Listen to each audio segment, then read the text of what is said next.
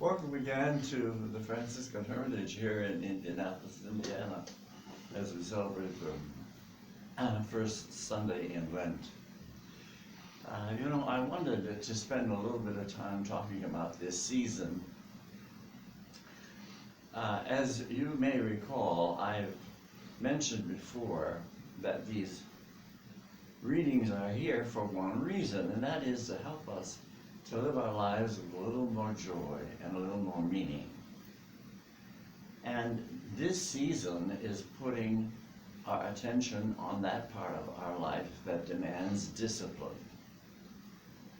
And discipline is a very important part of our life.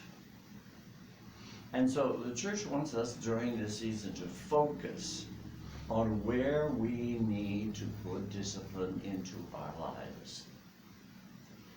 And when I was a child, the concept was give up something for Lent.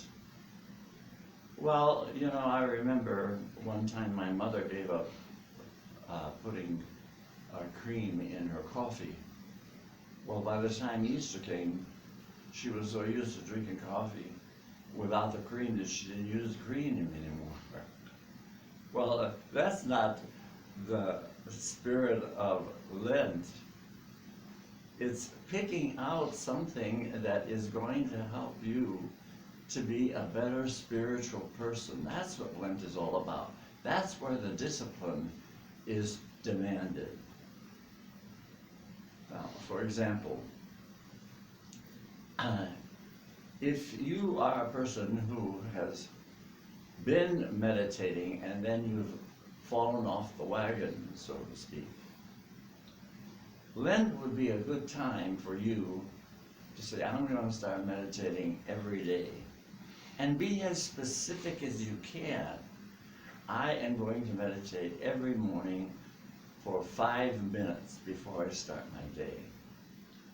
That kind of discipline will start a habit that will continue after Easter. That's what Lent is all about. Recently I saw a woman who was talking to a group, and she says, I've got to get rid of these 30 pounds, and she was looking at her stomach. And it's one thing to say, I want to lose my stomach. It's another thing to do what's necessary to lose the stomach. So if you wanted to have that as a goal, you might say, well, during Lent, I am going to find out how I can use my food to create what I want physically. And that could be picking up a program of some kind, or not eating carbs, or however. But the point is that you have a goal that helps you spiritually to become a better person. That's what this is all about. So what I'm going to suggest is that you take some time out today and ask yourself, where do I need discipline? If you are a person, for example, who is very busy spreading the bad news about other people,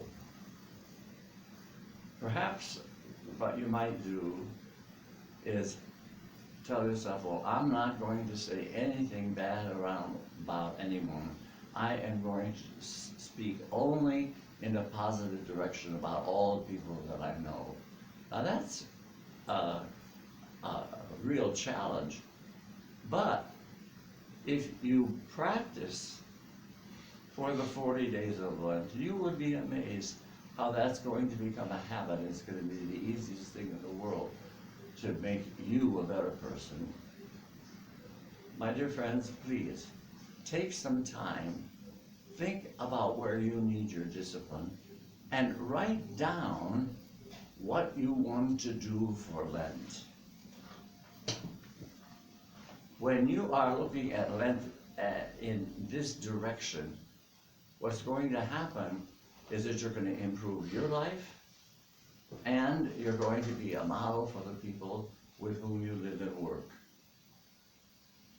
Remember, you are a powerful spiritual person. You can do it, and your love will make the difference. I hope that this is going to be the beginning of a very profitable Lent for you. God bless.